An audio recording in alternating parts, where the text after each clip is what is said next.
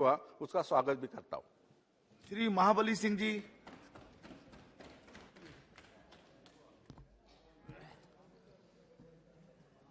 सभापति महोदय, केंद्रीय बजट 2023-24 जो सदन में चर्चा के लिए, सामान्य चर्चा के लिए लाया गया है, उस पर आपने मुझे बोलने का अवसर दिया, इसके लिए आपको धन्यवाद। महोदय, जब भी सदन में बजट पर चर्चा होती है तो सत्ता पक्ष के लोग जो हैं बजट की सराहना करते हैं। हमेशा आजादी के 75 साल हो रहे हैं, इन 75 सालों में जो भी सरकार बजट बनाई, सभी सरकारें दलित, पिछड़े, अकलियत, किसान, मजदूर के हित में कह करके लोगों ने बजट बनाई। लेकिन सरकारें बदलती रही, बजट बनते रहे और बिगड़ते रहे, लेकिन इस देश के करोड़ों लोगों की तस्वीर आज तक नहीं बदली, आज तक नहीं बदली। आज भी करोड़ों लोग,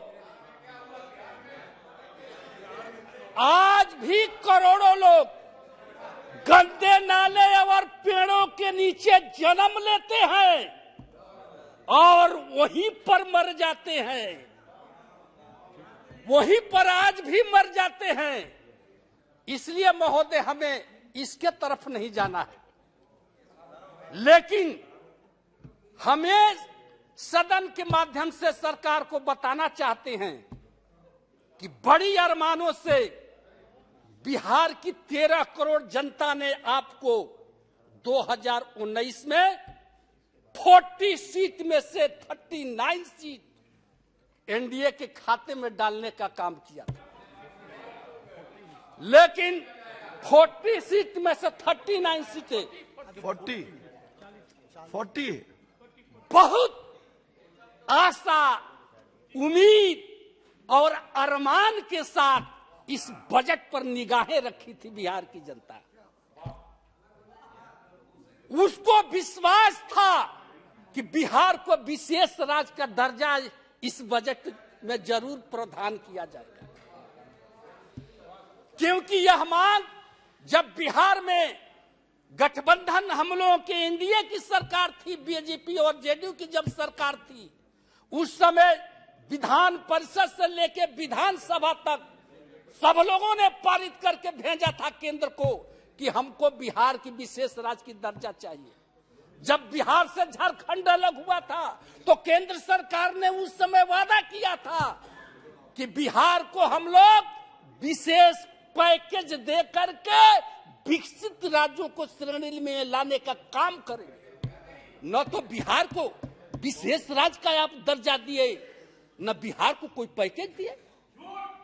झूठ नहीं, ये सच्चाई है, ये सच्चाई है। आपने बिहार को कौन सा पैकेज इस बजट में दिया है? कहां है? जरा दिखा दीजिए, दिखा दीजिए कहां आपने विशेष पैकेज दिया है। न बिहार को विशेष पैकेज ही हुजूर दिए।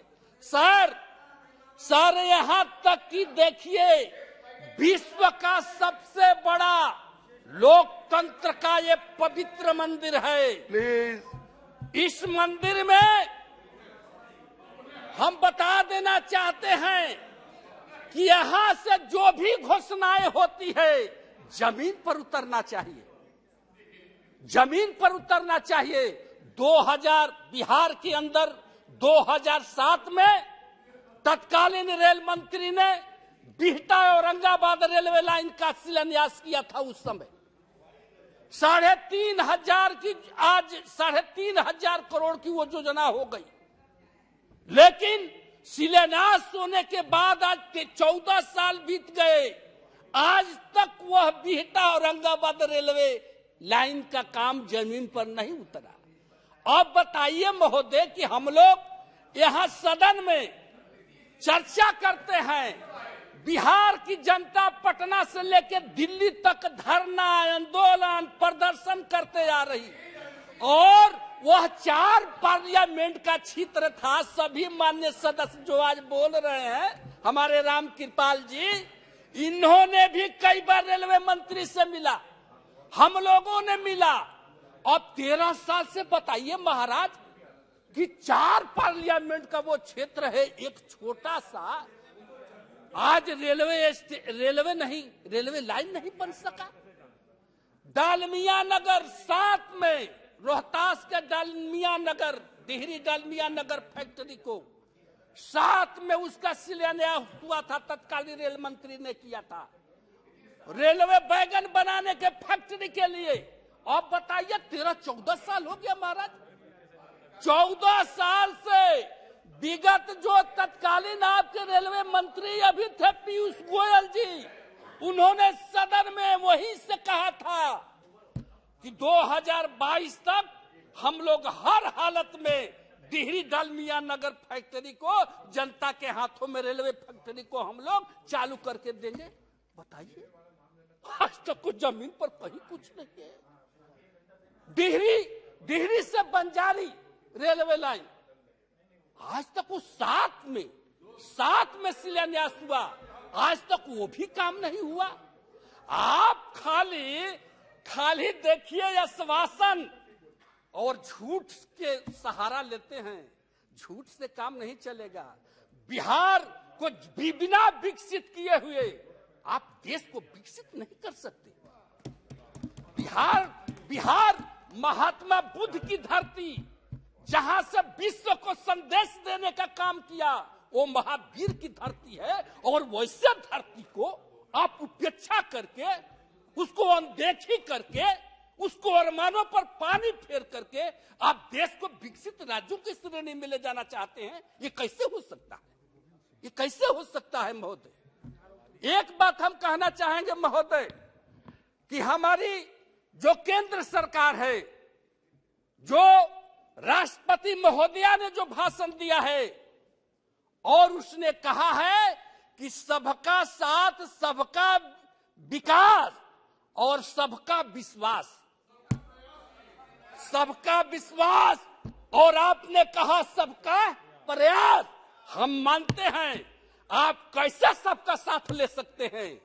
आप सबका प्रयास कैसे ले सकते हैं? आज आप 75 सालों में अमृतसर महोत्सव हम लोग मना रहे हैं, अमृत का महोत्सव मना रहे हैं, और इस देश के जो बहुसंख्यक समाज है वो आज भी अपमानों का जहर पी करके इस देश में जिंदा है। आप कुछ लोग अमृत को वोट से लगा लिए, आप अमर हो गए, लेकिन इस देश का बहुत बड़ा जो समाज है आज 75 वर्षों में आजादी के आज भी अपमान का जहर का घूंट पी करके जी रहा है। आप सबका प्रयास की बात करते हैं, सबको विश्वास लेने की बात करते हैं। ये कैसे विश्वास आपको मिल सकता है? कैसे मिल सकता है? सबका प्रयास कैसे आपके साथ हो सकता है?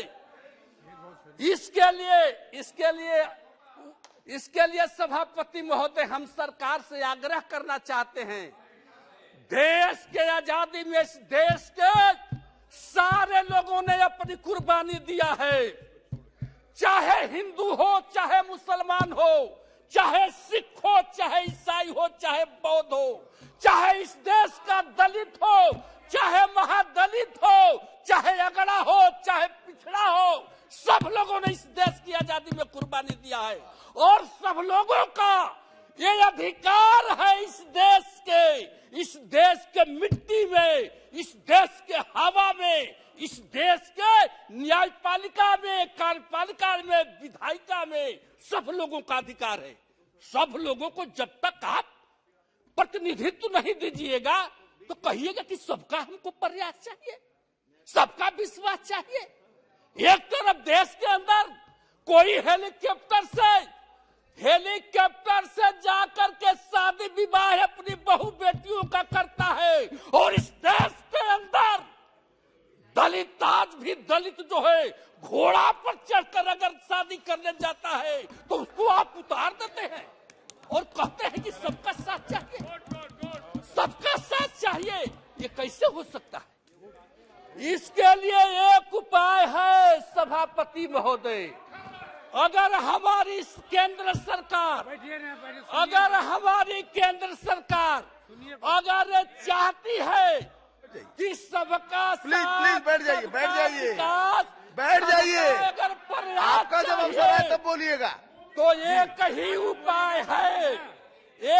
उपाय है महोदय कि जो इस देश में सामाजिक जो व्यवस्था है यह गैर बराबरी व्यवस्था है, और यह व्यवस्था जैसे आरएसएस प्रमुख भागवत जी ने कहा कि इस देश में जाति कोई भगवान ने नहीं बनाई है, आदमी ने बनाया है।